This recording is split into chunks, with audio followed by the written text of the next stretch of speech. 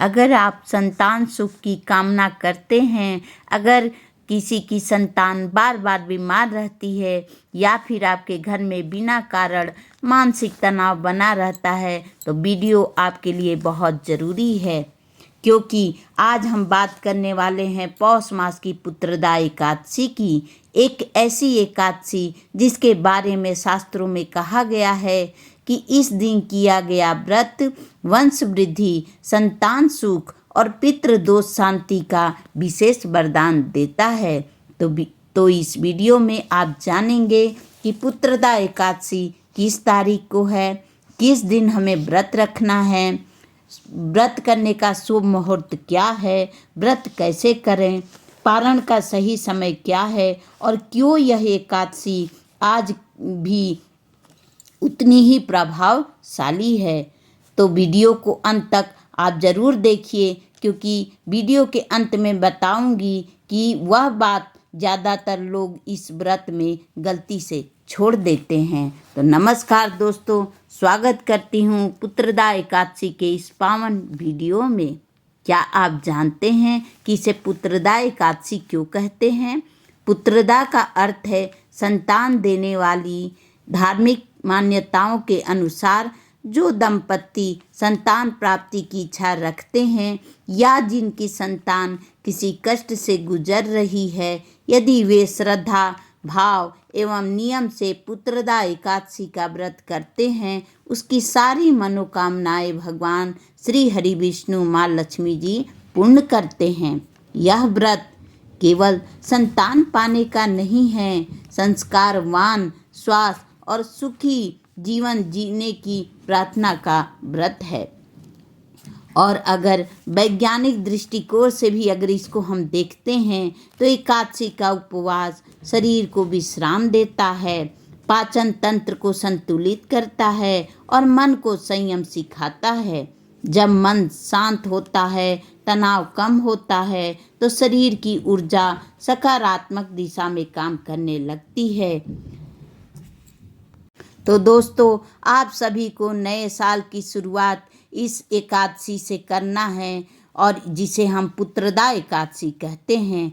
30 दिसंबर की सुबह ब्रह्म मुहूर्त में उठकर स्नान करें, साफ स्वच्छ वस्त्र धारण करें, फिर भगवान श्री हरि विष्णु माता लक्ष्मी की पूजा पंचोपचार या षोडशोपचार द्वारा जरूर करें।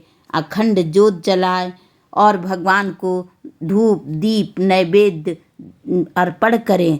इस बात का ध्यान रखें कि अक्षत के रूप में चावल का प्रयोग नहीं करना चाहिए।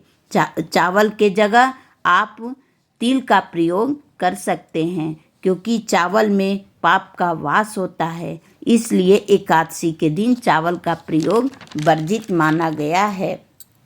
उसकी जगह आप तिल का प्रयोग कर सकते हैं। नैवेद्य भगवान को भेंट करें, भगवान को भोग लगाएं और भगवान को उस दिन अन्न का भोग नहीं लगाना चाहिए। तो भगवान को फिर उसके बाद आरती करेंगे।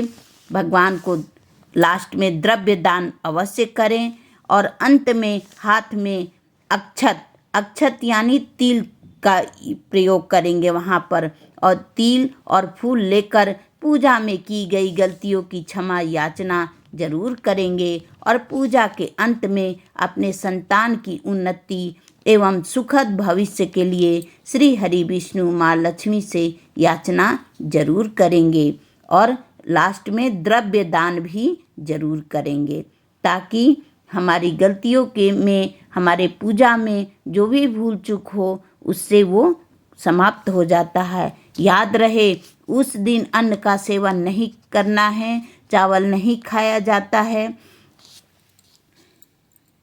भगवान ने एकादशी के दिन पाप को अन्न में स्थान दिया है, इसलिए फलहार या जल परिव्रत को श्रेष्ठ माना गया है। लेकिन शास्त्र यह भी कहता है कि यदि स्वास्थ्य अनुमति न दे तो मन और व्यवहार की शुद्धता ही सबसे बड़ा व्रत है। दिन भर ओम नमो भगवते वासुदेव मंत्र का जाप करें, विष्णु सहस्त्र नाम का पाठ करें या श्रवण करें, माला जाप जरूर करें। इस दिन कुछ बात का जरूर हमें ध्यान देना चाहिए। क्रोध नहीं करना चाहिए, कठोर शब्द किसी को ना बोलें और किसी का अपमान भी न करें, क्योंकि यह व्रत सिर्फ पेट का नहीं बल्कि मन का उपवास है। याद रखें, भगवान न हो जो कुछ भी दिया है उसके लिए उनका धन्यवाद जरूर करें और अपनी कृतज्ञता व्यक्त करें कि प्रभु आपने हमें बहुत कुछ दिया है, उसके लिए धन्यवाद। एकादशी के दिन माता लक्ष्मी की आराधना अवश्य करें। यदि आपके घर से गरीबी नहीं जा रही है तो माँ लक्ष्मी, श्री हरि विष्णु नारायण के साथ उनकी पूजा जरूर करें। आइए अब जान लेते हैं कि एकादशी की तिथि किस दिन मनाई जाती है एवं पूजा का शुभ मुहूर्त क्या है। एकादशी तिथि 30 दिसंबर 2025 को सुबह 7:50 से शुरू होकर 31 दिसंबर 2025 को सुबह 5 बजे तक रहेगी। जिस दिन सूर्योदय के समय एकादशी तिथि होती है उसी दिन व्रत रखा जाता है। इसी कारण पुत्रदा एकादशी का व्रत 30 दिसंबर को रखा जाएगा। आइए अब जान लेते हैं कि एकादशी व्रत का पारण का शुभ मुहूर्त क्या है।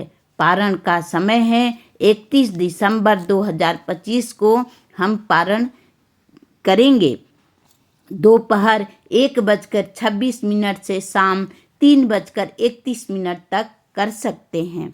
द्वादशी तिथि को स्नान करके रोज की तरह विधिवत पूजा करके भगवान श्री हरि विष्णु को भोग लगाएं, दान करें और फिर स्वयं भोजन करें। तो दोस्तों, पुत्रदा एकादशी हमें यह सिखाती है कि संतान केवल शरीर से नहीं, संस्कार, संयम और प्रार्थना से भी प्राप्त होती है। तो आइए इस पौष मास की पुत्रदा एकादशी पर हम सभी यह संकल्प लें कि हम मन, वचन, कर्म से पवित्र बनाएंगे।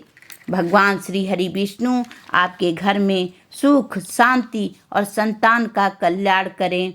जय श्री हरि विष्णु, जय श्री हरि विष्णु, जय माँ लक्ष्मी।